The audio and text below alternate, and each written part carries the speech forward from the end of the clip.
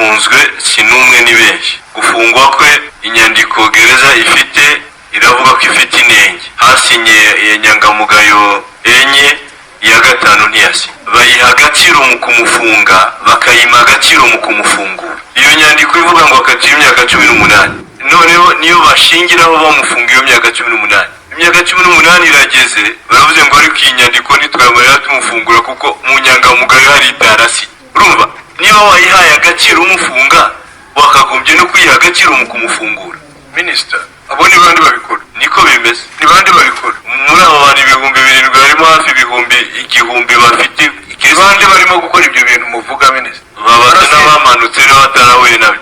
U Rwanda rushima uburyo tije yagize akamaro, ko byibura miliyari zisaga 42 z'amafaranga zakombotse kuri tije mu bikorwa byo kubaka imihanda, amashuri, kubakira abatishoboye n'ibindi. U Rwanda kandi rwishimira bidasubirwaho imirimo y'inkiko gacaca zaciye imanza hafi 2 miliyoni mu gihe gito, abazinenga bo bagahera kuko bazarakozemo inyangamugayo mu buryo butari bwa kimwuga, ko zakemuye ibibazo ariko zigasiga n'ibitari bike. Uyafungiwe muri gereza ya Kimironko hagati mu mwaka wa 2014 yagaragarije abakuru ba komisiyo y'ubumwe n'ubwiyunge akarengane yasigiwe na gacaca. Gacaca yarabaye ko igaragaza ukuntu abantu bicanye. Nyuma ukwiyunga njyobwira nge hari umuntu waje hano kuri gereza, amusazira kuri gereza, arambwira ati nukuri bambwiye neza basaba kukubeshyera kugira ngo ufungwe, ariko ngusabye imbabazi. Nge naramubwiye nti ko gacaca se yatariye barabajyanye uraze baze kumuriki, naramubwiye mbwiriza nkorere inyandiko uyime, nibura nshobore kuba nayipresenta hejuru, ushobore kuzusaba imbabazi ariko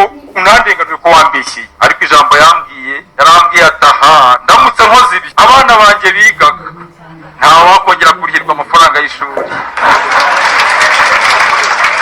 Nyakubahwa umunyamabanga nshingwabikorwa, koko njye ndafunze byararangiye narafashwe, ariko nzi ko ndengana. Uwo nawe wasabye imbabazi nta mahoro afite, yanasabye kuzajya nsura, ndamubwira intoya uko bagujutse kunshinja bashobora ko baragujutse kuzajya usura ntuzasure. Nzakora uburoko bwanjye, niba ngombwa ko Imana impamagara mfe cyangwa Imana izashakira none nzagira ne nzafungura. Ibibazo bimeze bityo nyakubahwa, nkamwe muyobora iyi komisiyo mubiteganyiriza iki? Abo bantu muzabahuza mute? Mbese amaherezo azabaye ko gacaca zarangije imirimo yazo nyakubahwa. Iherero hariya muri fawe kuva kuri 28 kugeza kuri 30 z'ukwa gatatu. Hanyuma komisiyo nationale yo kurwanya ya unité de conciliation y'ubumwe n'ubwiyunge batugezaho raporo yabo, ariko hari umubare nafashemwo wangiye umutwe wari impungenge cyane. Bakoze ubushakashatsi mu gihugu hose, babaza abantu benshi batavuga amazina yabo, udashobora kumenya uwagushubije kugira ngo nyine bashobore kwisanzura mu bisubizo byabo. Ni ukuvuga umuntu yari yidantifega, wumva umuhutu, wumva umututsi. Noneho barababaza ngo mbese wumva hari iyindi wifuza ko haba iyindi jenoside mu Rwanda? Wumva wifuza ko habaho iyindi jenoside mu Rwanda? Icyo cyari ikibazo, ariko gifite akamaro. Muzi imibare yavuyemo, 17% barifuza indi jenoside. 17%, ni ukuvuga 1 kuri 5, hafi 1 kuri 5. Abo ni ababyirura, ni ababyirura abo rero bashobora gukonsiyatiza abandi bose basigaye, igihugu kigashya. Iyo raporo muzayishaka muyisome, hariho n'ibibazo byabajijwe abakiri bato bavuze nyuma ya jenoside, ugasanga nabo cyakinga bitekerezo barayifite. Kwibuka rero kwacu, aya mateka tuvuga tubwira abakiri bato, ni no gukonsiyatiza ngo abantu ntibasinzire umukondora-josi nk'uko abarundi bavuga. Umwanzi ari ku irembo aduhanze amaso. Mu gihe gito gishize umuntu w'Imana, umuhanzi w'umuhanga, umuhanuzi, umuhuza w'amoko Kizito Mihigo yarababwiye ati: nimuhindure umurishyo, mwigisha urukundo n'imbabazi, kandi mubwire abantu bose ko ndi umunyarwanda banzirizwa na ndi umuntu. Uyu musore w'indahemuka yarabahaye umuti nyawo w'ibibazo byabananiye, nyamara aho kumwumva mwamuhembye kumuniga mumuheza umwuka. Hanyuma ko mwamwishe, ubu mwakemuye iki mu bibazo byanyu musanganywe? Mwakoze ubusa, kandi namwe murabizi ko muri abapfu mutegereje umunsi. harya ngo ibibazo mwahisemo kubiraga urubyaro rwanyu, ngaho nimushishikare, ariko muzaba muruhemukiye. Mwabicanyi mwe, mushatse mwahagarika iyi politiki yanyu y'ikinyoma n'ubugome, ntaho izageza uru Rwanda. Reka nikomereze niganiririza abanyarwanda, cyane cyane abakiri bato, abakunda n'abakurikirana Isugi Radio TV. Mu butumwa nabahaye bufite nimero ya 9 nabagejejeho inyandiko yitwa Note sur l'aspect du problème racial indigène au Rwanda. Abanyamakuru cyangwa bakora propagande nka Babizimana Jean Damascene bo bayise ngo ni manifeste y'abahutu. Ndibuka kandi ko nayibagejejeho uko yakabaye. Mujye rwose musubirayo muyumve. Nabasezeranyije rero kuzabagezaho inyandiko yanditswe n'inteko nkuru y'ibwami. Ni inyandiko ikurira abahutu inzira ku murima, ibabwira iti nimucire birarura, ubwami bwacu ntibukorwaho. Hari umurongo ntarengwa. Iyo nyandiko yitwa mise au point cyangwa se gasopo. Mbere yo kuyibagezaho ariko n'ubundi nifuje kubanza kubagezaho zimwe mu zindi nyandiko zanditswe n'abagaragu b'ibwami, nabo bagaragaza uko babona ikibazo cy'imibanire hagati y'amoko y'abahutu n'abatutsi. Ndabanza mpere ku nyandiko ya Nyiricyubahiro umushumba mukuru wa Kiliziya Gatolika Musenyeri Bigirumwami Aloys. Murabizi ko nawe yari umujyanama w'ibwami. Uyu Musenyeri Gatolika wari umujyanama mukuru w'ubwami, nawe yashingiye ku nyandiko zasohokaga mu binyamakuru byo mu Bubiligi aho yarari. Nawe afata umwanzuro yandikira abanyarwanda agaragaza uko azi n'uko abona ikibazo cy'imibanire hagati y'abahutu, abatutsi n'abatwa mu Rwanda.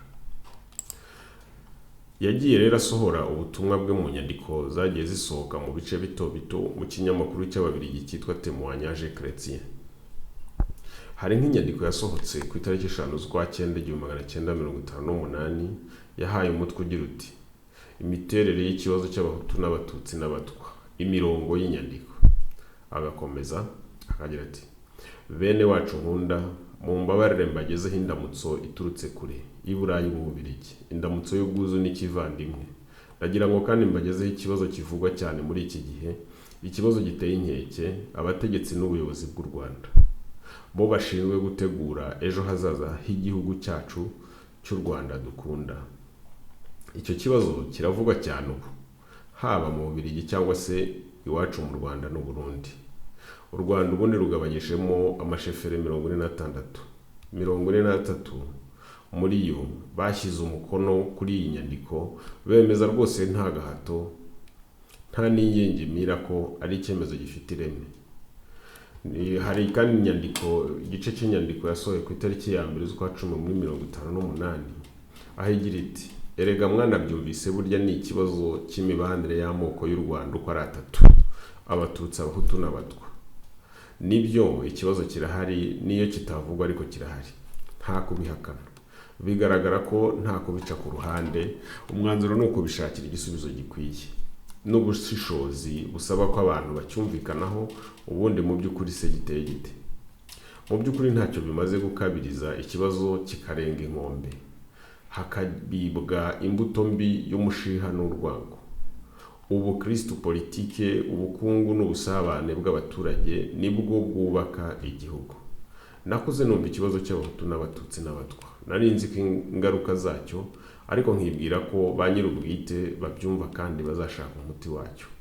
Hashize ukwezi kurenga nsomye mu kinyamakuru cy'i Burayi Témoignage chrétien cyo ku itariki 5 kugeza kuri 20 Kamena, no kuvuga ukwezi kwa 6 1958, nomero yacyo ya 728, inyandiko y'umunyarwanda ivuga ku kibazo cy'abahutu, abatutsi n'abatwa, yitwa amasaha ya nyuma y'u Rwanda. Nk'umunyarwanda mwiza, Musenyeri wa Kiliziya Gatolika, reka mbonereho ngo mbasobanurire, mbabwire ko nabisomye bikantera ubwoba, kuko ari inyandiko mu by'ukuri ififitse kandi beshya ku kibazo idasobanukiwe ku birebana n'u Rwanda. Ni ikinyoma gishyamiranya abantu ku giti cyabo, cyane cyane imiryango cyangwa amoko, abaturage b'abavandimwe, kandi birababaje cyane. Umunyamakuru w'Uburayi wanditse inkuru y'igihugu yemeza ko afite amakuru yahawe n'inama nkuru y'igihugu yari yateranye. Ni ikindi kinyoma ntashobora kwemera. niba ibyo mbabwira rero ari ukuri mubyemera, namwe nimwivungurireho ukuri kuri musoma izi nyandiko. Akarangiza atyo, ubwo hari ibindi bice yagiye asohora mu bihe bitandukanye. Nk'uko bigaragara rero inyandiko za Bigirumwami ni nyinshi kandi zigaragaza aho yarahagaze ku kibazo cy'abahutu n'abatutsi. Uyu munsi reka twikomereze turebe zimwe mu nyandiko zanditswe n'abagaragu b'ibwami. Mpereye nko kuri iyi igira iti: Banyakubahwa abayobozi mugize inama nkuru y'igihugu, nimwe bategetsi b'igihugu, ari nayo mpamvu mwatowe. Tubasabye gushakisha abantu bakomeje guteza akaduruvayo n'imyigaragambyo mu gihugu. Tubasabye rwose kubadushakira, turifuza ko amahoro n'umutekano byasugira nk'uko bimeze mu bihugu bidukikije. Twebwe abanyarwanda duteraniye hano i Nyanza, twebwe inararibonye z'abatutsi 15, nitwe bagaragu bakuru b'ibwami. Ubwo abivugaga ni Kayijuka, Serukamba, Rwesa, Ruzagiriza, Sekabwa, Nkezamiheto, Nyakarashi, Kibibiro, Buseruka, Ruvugwaho, Nyirubuyombero, Rwasha, Mukomangando na Sezibera. Icyifuzo cy'inama nkuru ni icy'umwami. Mu kwezi kwa Kamena 1958, inama nkuru y'igihugu yarateranye, maze umwami Mutara wa gatatu kuri uwo mugoroba tariki ya 12 Kamena 1958 afata imyanzuro ikurikira ku kibazo cy'abahutu n'abatutsi. Bigaragara ko hari ibihuha bibi bikwirakwizwa hirya no hino n'agatsiko k'abantu bagibwa mu matwi n'abazungu ndetse n'abirabura b'abanyamahanga. Abo bantu bafite ibitekerezo bya gikomuniste bashaka kubiba amacakubiri mu gihugu. Abanzi b'igihugu bazagwa mu mutego u Rwanda rwabateze bazabihanirwa by'intangarugero. Abo banzi b'u Rwanda bashaka kuzana amacakubiri mu Rwanda, umugambi wabo ntibazigera bawugeraho. Ubwiyunge n'ubumwe bw'abanyarwanda ni karande, kandi kuva kera ubuyobozi bwiza na politike yacu bwadufashije gutsinda ibitero bikomeye by'abanzi. Ikindi kandi igihugu cyose dushyize hamwe ngo dushobore kurandurana n'imizi imbuto zose zizana amacakubiri. Nizimara kugaragara uko zakabaye, zizarimburanwa n'imizi, zitwikwe maze zizimire burundu. Hafashwe ingamba maze zitorwa ku mubare munini w'abagize inama zo gusaba guverinoma ko izina ry'ubwoko Hutu, Tutsi, Twa rihanagurwa mu mpapuro zose z'ubutegetsi. Iyo ni inyandiko ya mbere y'abo bagaragu. Inyandiko ya kabiri. Indi nyandiko handitseho ngo inyandiko ya mbere y'inyanja ihuje ibyemezo byafashwe ku itariki 17 n'ibyafashwe ku itariki 18 z'ukwa kane 1958 bishyirwaho umukono n'abagaragu bakuru 12, indi ishyirwaho umukono n'abagaragu bakuru 14 bari i Nyanza. Iya mbere igira iti: Dore umwirondoro w'amateka y'ingoma Nyiginya mu Rwanda. Kigwa niwe sekuru w'Abanyiginya, niwe sekuruza w'Abanyiginya. Yageze mu Rwanda ku musozi wa Gasabo, ariwo bita u Rwanda rwa Gasabo, ari kumwe na murumuna we Mututsi na mushiki wabo Nyampundu. Bari bashoreye inka, ihene n'intama ndetse n'inkoko. Buri bwoko ebyiri, inyagazi n'imfizi, inkoko kazi n'isake. Umutwe wabo Mihwabiro yabagendaga inyuma. Bari bitwaje imiheto y'ibihekane, bagakunda guhiga no gucura. Igihugu cyari gituwe n'abazigaba, umwami wabo akaba Kabeja. Abagaragu ba Kabeja babanza kohereza amatsinda mato mato y'intumwa, nyuma baza kugenda biyongera bajya kureba uwo muryango w'Abanyiginya. Babakirizaga inyama z'umuhigo rimwe na rimwe ku buntu cyangwa babanje kuzikorera.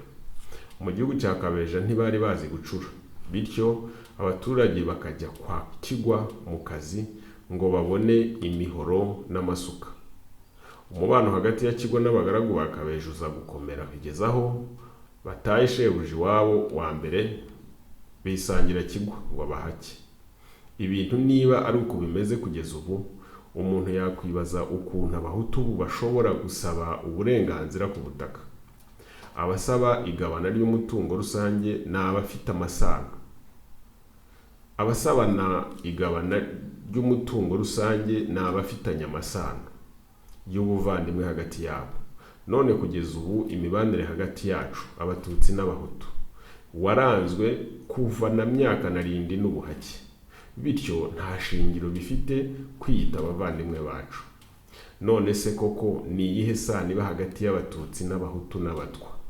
Abahutu bitwaza ko ngo abatutsi, abahutu n'abatwa bose ari bene Kanyarwanda. Ninde mugore yababyaranye nawe?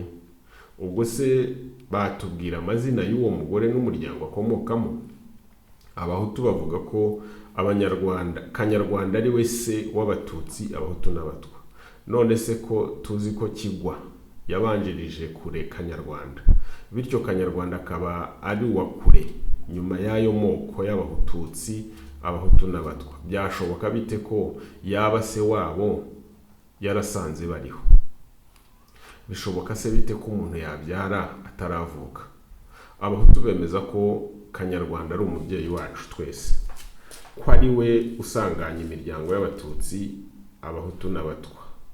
None se ko Kanyarwanda ari we mwene Gihanga wa Kazi, Kamerano, Yaranda, Wakobo, Kagisa, wa Kijuru, cya Kimanuka, wa Kigwa? Uyu Kigwa yasanze abahutu mu Rwanda? Ngaho namwe nimwiyumvire ukuntu ngo abatutsi twaba tuvinda imwe n'abahutu biturutse kuri sogokuru wacu Kanyarwanda. Amateka tubwira ko Ruganzu yishe abahinza benshi b'abahutu, we n'abandi bami bacu bishe abahinza bigarurira ibihugu by'abahutu. Abo bahinza bayoboraga turahigarurira. Ibyo tubisanga mu nyandiko irambuye mu gitabo cy'Inganji Karinga. Inyandiko ya kabiri yandikiwe i Nyanza kuwa 18 Gicurasi 1958 igira iti: twe turi abagaragu bakuru b'ibwami, isinywa na Kayijuka umuhanuzi, Serukamba, Cyemampunzi, Mazina, Rwesa, Sebaganji, Ruzagiriza, Ndamage, Sezibera, Nkeramiheto na Shamukika, ku mwami Charles Léon Pierre Mutara Rudahigwa, no ku bagize inama nkuru y'igihugu cy'u Rwanda. Abami bacu bigaruriye igihugu cy'abahutu bamaze kwica abahinza babo, maze abahutu bagirwa ingaruzwa muheto. None se ubwo bavuga bate ko ari abavandimwe? Dore ibyo twebwe Abanyarwanda tubabwira. Turabagezaho ibyifuzo byacu ku birebana n'ibikingi n'amasambu, tubona ko ari imitungo bwite ya ba nyirayo, nk'uko u Rwanda ari urw'umwami. Nk'uko rero u Rwanda rudashobora kugurisha, twagira ngo tubabwire ko mu izina rya ba nyiri ibikingi n'amasambu twanze twivuye inyuma ko byagurishwa. Dore impamvu y'icyo cyemezo: ni umuco karande kuva umuntu yaremwa, umuntu agabanya ikintu runaka ashobora kukinyagwa iyo akoze icyaha runaka. None se ni ikihe cyaha twakoze ngo tunyagwe ibikingi n'amasambu yacu? Ni kuzihe mpamvu bashaka kugabanya ibikingi n'amasambu yacu mu gihe tuzi ko mu Rwanda hakiri ibyanya n'ubutaka budatuwe? Abanyarwanda bashobora gufata bakabuhinga cyangwa bakabwororeramo amatungo yabo. Haracyari uduce twinshi tudatuwe nk'Ubugesera, Urukaryi, Icyanya, Bwiriri, Umubari, Umutara, Kinyamahinda, Umugamba, Urweya. Izo nshe zose zibereye aho kandi kera zari zituwe, ari imirima n'inzuri z'amatungo. Wenda ikibazo nitsetse, ubushize aha mwohereje abaturage Gishari mu Koto kugira ngo abantu boye kubyiganira hamwe mu Rwanda. None se ubu ni izihe mpamvu zatuma mugabanya Abanyarwanda ibikingi n'amasambu yacu mu gihe hakiri ibindi bice mutegeka bidatuwe? Ndetse ahubwo ibikingi n'amasambu ntibihagije kubera umubare munini w'abaturage n'amatungo. Niba mukomeje gutsimbarara ku igabanya ry'ibikingi, harakurikiraho imyigaragambyo mu gihugu cyose maze mwicisha abafite ibikingi n'abatabifite. Noneho abaturage bishoboye bahungire mu bihugu by'Abongereza. Dore ingero nziza z'agaciro k'utwo duce tudatuwe. Muribuka igihe umwami yatambagiraga igihugu mu isabukuru i Gahini, hamuritswe inka itagira uko isa iturutse muri utwo turere. Umwami ubwe yarayiboneye, ndetse n'abashefu Kalisa na Segikwiye na rubanda bose baraho. Dukikijwe n'ibindi bihugu: Uburundi, Kongo, Mbiligi, Uganda na Ankole na Toro, bifite amahoro n'umutekano usesuye. Imico karande yabo ntiyigeze ikorwaho uretse imico mibi ya gipagane. Ni ukuvuga se ko iwacu ariho honyine haba leta abarezi baduhaye, abasivilizateur batandukanye n'abandi. Fin de station. B'Abanyarwanda rero bigize bagacabiranya ngo kera nta moko yabagaho, byazanywe n'abazungu. Nizere ko izi mpamvu babitinyukaga bakwiye kuzihagarika, kuko kandi izi nyandiko z'abagaragu b'ibwami bivugira rwose ko ari bo ndatwa z'inararibonye, barasobanura ibisekuru byabo kuva na myaka narindi. Ni ukuvuga ngo ni kuva kera cyane. Abanyarwanda muzabaze Bizimana Jean Damascene niba myaka narindi ku bwa Kigwa abazungu bari bahari ngo nibo bazanya ayo moko.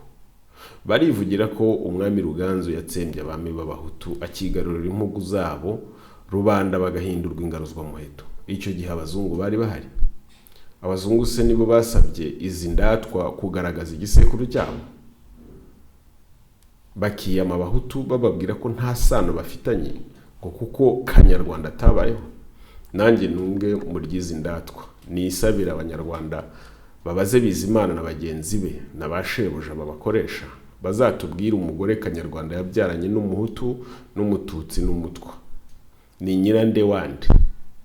Nimuvane ibinyoma n'ubucakura mu bantu. Amoko yahozeho ariho kandi azahoraho kuko yaremwe n'Imana. Nta cyamoko adutwaye mbisubiremo. Ikibazo Abanyarwanda dufite si ubwoko. Ikibazo twagize n'ubu dufite gikwiye gukemuka ni ubwicanyi bw'udutsiko twabicanyi twihisha mu gishura cy'ubwoko. Turabirambiwe. FPR nisigeho kwiyitirira ubwoko bw'abatutsi, kuko kuva intera hamwe zashingwa mwafatanyije najo kwica abatutsi. Kugeza n'uyu munsi muracyabica, ndetse mu gihe muranabatsembye. Murica abasaza n'abakecuru, mukica ababyeyi n'abana, ndetse nta n'impuhwe mugirira impinja. Abanyarwanda turambiwe ubucakura bwanyu. Ntabwo gufata iyo ngirwamiryango murindagirizamo abatutsi aricyo kigaragaza ko mubakunda. Oya sibyo. Sibyo, ahubwo ibyo mubakorera nibyo bigaragaza abo muri bo.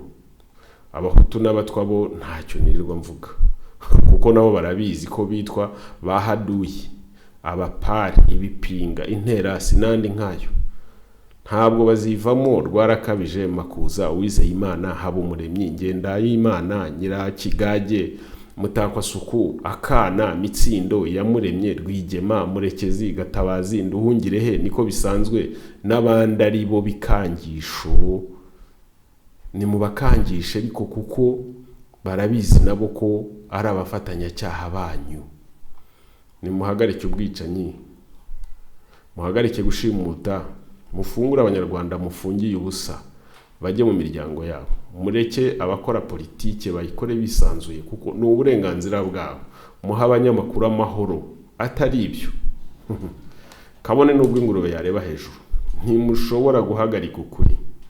Ikibazo nuko muzasiga mwikoreje ishyiga rishyushye nk'iryo Habyarimana na MND bakoreje igihugu. Imana y'u Rwanda gusa ibadutsindire. Bavandimwe munyemerere nsubikira kuko aryo hasubiwemo. Nuko ibihe bihinduka vuba, bigenda bihinduka vuba. Ibihe byahindutse vuba, ntabwo ntitwashoboye gukora ibihagije. Umuntu yakubamareramo rwose umujinya, bakajyana bakagira icyo bajyana bavanye mu Rwanda. N'abariya bandi baducitse bakambuka, ubu bakaba bagaruka tukabakira neza, tukabasubiza mu kongera kuba mu Banyarwanda. Ikijya kimbabaza, ntabwo twabonye umwanya wo kugira ngo bamwe bo kugera hakurya. FPR ukuntu iteye, ugiye kureba neza FPR, uganira n'abantu ati ntabwo umusaza wa FPR wavugana na meya, wavugana n'umucuruzi uziko ari anakomeye muri FPR, utise wazangezaho ati hari abantu hejuru, bari abantu bo hejuru bazadupangira. FPR rero wakumva bayigize nyabo ugasanga ari agatsiko k'abantu bakeya, abasigaye bose ari barukurikira izindi. nicyo kintu nakubwira. Ako gatsiko rero nagashobora kwihara ibyo gafite, kuko FPR ni ishyaka rya politiki rikora ubucuruzi birazwi, za Crypto Ventures, za Horizon, za Rwandeya, ibyo ndetse harimo ibyo bashyira muri leta, iyo bihombye leta ikabishyiramo amafaranga, byaba byungutse akaba amafaranga ya FPR. Ariko iyo urebye abayobozi ba FPR, abayobozi bari muri FPR ariko bari muri APR, RDF, usanga nk'ikibazo cy'umubano nta gihari, kuko hari speech zagiye zinyuraho kuri social media. Nagwa nk'urugero rwa Afandi Mubaraka, aho abwira abantu ati abantu bafite ingengabitekerezo, ati twabuze ikiraka, kandi uzi ikiraka cy'umusirikare cyari cyo. Urumva nuvuga ngo hari abantu benshi kandi abatavuga rumwe nabo nibo bavuga ko bafite ingengabitekerezo. Uwo bita General Kabarebe ari imbere y'urubyiruko rw'abacitse ku icumu ARG, yarivugiye ati bapfa kurera, bahaba Imana, bahaba umugisha, ati ndeba amanota yabo muri za Lesotho, za Malawi, ati bari gutera imbere cyane, ati bimeze nk'urwa, ati mwebwe rero muri mu Rwanda, u Rwanda ni urwanyu, ati bari abantu mujye mubamenya, ati kenshi bakura mu ingengabitekerezo. Urumva harimo guca ibikemo abantu mu kabiri. Nuko ibihe bihinduka vuba, bigenda bihinduka vuba, ibihe byahindutse vuba, ntabwo ntitwashoboye gukora ibihagije. Umuntu yakubamariramo rwose umujinya,